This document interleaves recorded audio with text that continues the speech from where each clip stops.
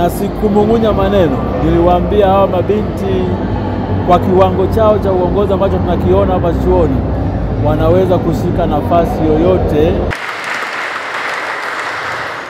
Ni ushauri kwa wanawake wanaohitaji kuwa viongozi bora uliotolewa na makamu mkuu wa Chuo Kikuu cha Dodoma UDOM, Profesa Lugano Kusiluka. Anasema suala la maadili halipaswi kuwa msamiati kwao, bali linatakiwa kuwa kitu cha msingi zaidi katika kuyafikia mafanikio yao.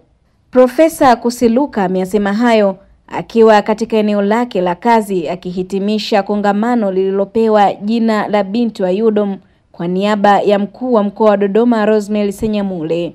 Tumewabadilisha watu na tumewapa ujasiri wa kuendelea kuona kwamba wanaweza kuwa viongozi, tena viongozi wazuri katika ngazi zote, kama ambavyo hapa chuoni wanashiriki vizuri kwenye uongozi. Spika wa bunge ni binti, makamu wa rais ni binti, na wote wanafanya vizuri.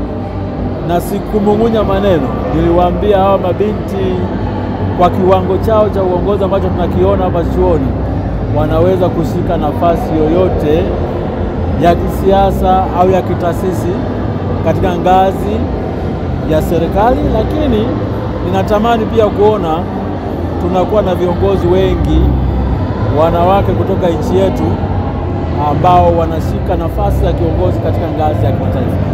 Kwa hiyo kiukweli inahitaji mwanamke kinara, mwanga wa maendeleo, ndiyo ilikuwa kauli mbiu ya kongamano hilo, lakini kuna sababu maalumu ya kauli mbiu hiyo ambayo inang'amuliwa na makamu wa rais wa serikali ya wanafunzi UDOM, Jacqueline Humbaro. Anasema mwaka 2025 ni wa kutambua nafasi ya uongozi kwa mabinti hasa kwenye siasa, kauli ambayo inapewa tano na naibu makamu mkuu wa chuo cha mipango, fedha na utawala, Profesa Winista Anderson. Ni lazima kuwezesha mabinti.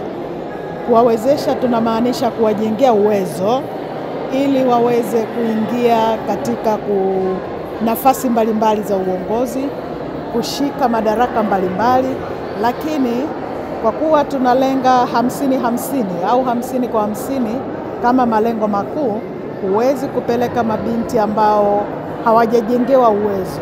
Na nimepata msukumo mkubwa wa kufanya maandalizi ya kongamano hili kwa sababu tunataka kutambua nafasi ya uongozi kwa mabinti hasa kwenye siasa.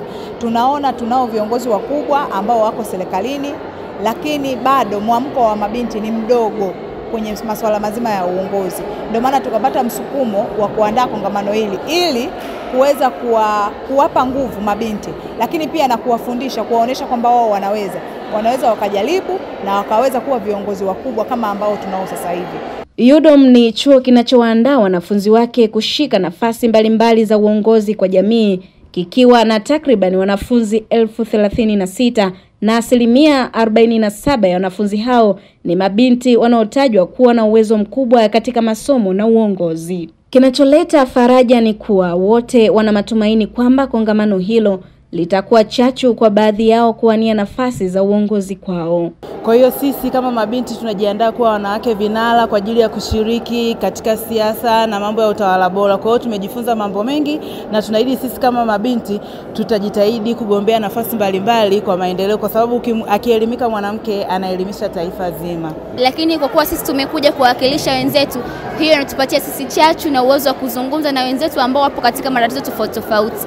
Lakini pia ukiachana na hayo, wametujenga pia katika masuala mazima ya kielimu, nini tunataka na future zetu pia ambazo tunazitazamia mbele zetu.